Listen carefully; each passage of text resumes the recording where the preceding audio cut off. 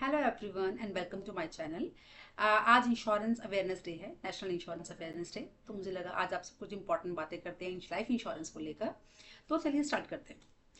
तो सबसे पहले मैं बताना चाहूँगी आपको कि हमारी लाइफ की बहुत सारी स्टेजेस होती हैं जिसके हिसाब से हमें इंश्योरेंस लेना चाहिए और कौन से इंश्योरेंस अलग अलग स्टेजेस में लेने चाहिए। जैसे कि हम पहले बात करते हैं, जैसे कि हम लोग अगर यंग एंड सिंगल हैं, है ना, हमने जब स्टार्ट करते हैं अपनी करियर स्टार्ट करते हैं तो उस समय पे आप कहेंगे इंश्योरेंस क्यों, लाइफ इंश्योरेंस क्यों? बताते हैं। देखिए, जब हम लोग यंग एंड सिंगल हैं तो उस टाइम पे आप देखते हैं कि कई बार हम बहुत से एडवेंचरस स्पोर्ट्स में जाते हैं, paragliding and all that stuff, right, river drafting and all. तो उस केस में हमें personal accident disability insurance policy ले लेनी चाहिए, हमारे लिए काफ़ी काम आ सकती है। और इसके अलावा हम लोग ये भी कर सकते हैं कि अगर हमारे पास एजुकेशन लोन है तो हम नहीं चाहेंगे भगवान ना करे कुछ भी होता है तो पेरेंट्स के ऊपर बर्डन आए, तो इसलिए हमें टर्म इंश्योरेंस छोटे अमाउंट का जो हम एजुकेशन लोन से मैप कर सकते हैं हम ले सकते हैं। सेकंड हम बात करते हैं सेकंड स्टेज ऑफ लाइफ की। अब हम लोग यंग हैं बट सिंगल नहीं है, मैरिड हैं बट अभी कोई चिल्ड्रन नहीं है, ये न्यूली न्यूली मैरिड हम बोल सकते हैं। तो उस केस में हम क्या कर सकते हैं कि कई बार ऐसा होता है कि दो लोग साथ में जॉब कर रहे हैं, दोनों स्पाउसेस दोनों काम काम कर रहे हैं, तो इनकम भी अच्छी होती है, तो डेफिनेटली हमें इन्वेस्टमेंट पर ध्यान देना चाहिए।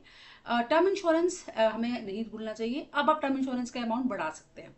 दूसरा, मैं हमेशा बोलूंगी कि इस स्टेज पे go for an annuity plan, क्योंकि आपकी एज कम है, आपके पास इन्वेस्टमेंट का टाइम ज़्यादा है। एन्युटी प्लान क्या होता है? एक पेंशन प्लान की तरह काम करता है कि जब भी आप रिटायरमेंट आपको आप प्लान कर सकते हैं, जब भी आप सोचते हैं तो उस टाइम पे आपको कंपनी जो है, इंश्योरेंस कंपनी जो है, एक पेंशन की तरह एक रेगुलर इनकम आपको देती रहेगी, राइट। तो जितनी जल्दी आप स्टार्ट करेंगे उतना आपको फायदा रहेगा।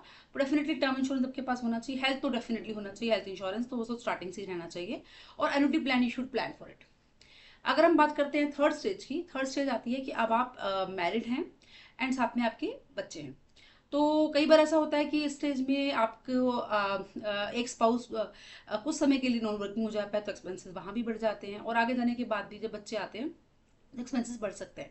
तो उस केस में हमें ये कर सकते हैं कि एक तो चाइल्ड प्लान्स अवेलेबल है मार्केट में, और हमारे पास चाइल्ड प्लान्स में एक चीज़ और बताती हूँ कि वेवर ऑफ प्रीमियम भी होता है, कि अगर आपको लगता है कि अगर भगवान ना करे हमें कुछ हो गया तो विल पे द प्रीमियम्स। क्योंकि चाइल्ड प्लान्स हम मोस्टली गोल्स के साथ, बच्चों के जो गोल्स होते हैं उनके साथ हम लोग मैच करते हैं। तो उस केस में हम आप ये सोच सकते हो कि चाइल्ड प्लान्स आपको लेने चाहिए।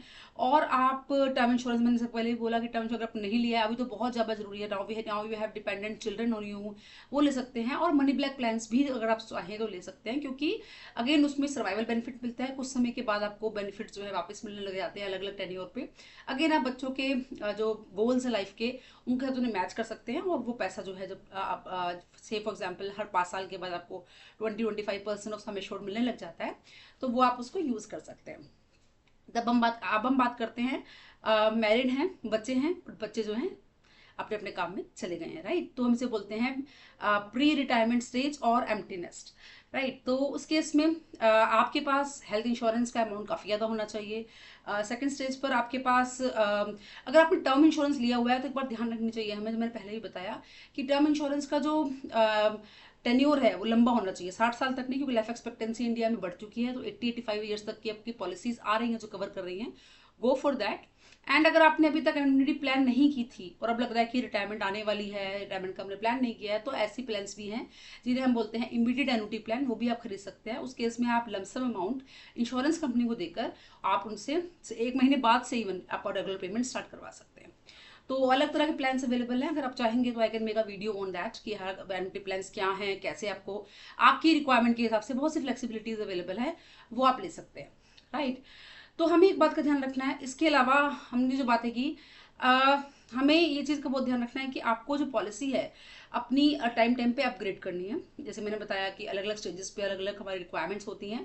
आपने बस एक इंश्योरेंस ले लिया, कई बार लोग सोचते हैं कि एक सेक्शन 80C है, डेट इज इनकम टैक्स के लिए हम इंश्योरेंस लेके बैठ गए हैं, तो नहीं। टर्म इंश्योरेंस भी जैसे मैंने बताया आपके लोग डिपेंडेंट्स आपके ऊपर बढ़ जाएंगे, तो उस समय टर्म इंश्योरेंस का अमाउंट भी बढ़ना चाहिए, राइट। तो एक और मैंने बात बताई, फिर से रिपीट कर रही हूँ कि आपको टर्म इंश्योरेंस लेते हुए ध्यान रखना है कि जो टेन्योर है, लाइफ एक्सपेक्टेंसी बढ़ चुकी है, टेन्योर उसका हमें बढ़ाना है, 60-65 ईयर्स तक नहीं, 80-85 ईयर्स एटलीस्ट आपका टर्म इंश्योरेंस आपको कवर करना चाहिए। इसके अलावा नॉमिनी जो है आपको ध्यान रखना है, नॉमिनी आपको हमेशा ऑफकोर्स कंपलसरी तो है नॉमिनी बनाना एक तरह से, और उसके अलावा नॉमिनी कई बार चेंज करना चाहिए। फॉर एग्जाम्पल एक मेरे फ्रेंड थे, उन्होंने जब बिफोर मैरिज उन्होंने मदर का नॉमिनी बना रखा था। बट उस समय के बाद हिज मदर अनफॉर्चुनेटली एक्सपायर्ड, तो उन्होंने नॉमिनी चेंज नहीं किया, अपनी वाइफ को नहीं बनाया, किसी और को नहीं बनाया। तो उस काफ़ी टाइम के बाद ये हुआ कि he also died, and then उसकी वाइफ भी नॉमिनी नहीं थी, तो प्रोक्लेम लेने में बहुत प्रॉब्लम आई थी।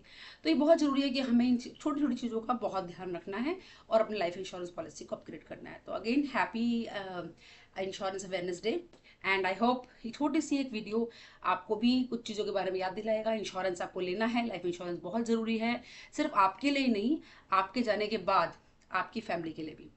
Thank you so much, bye.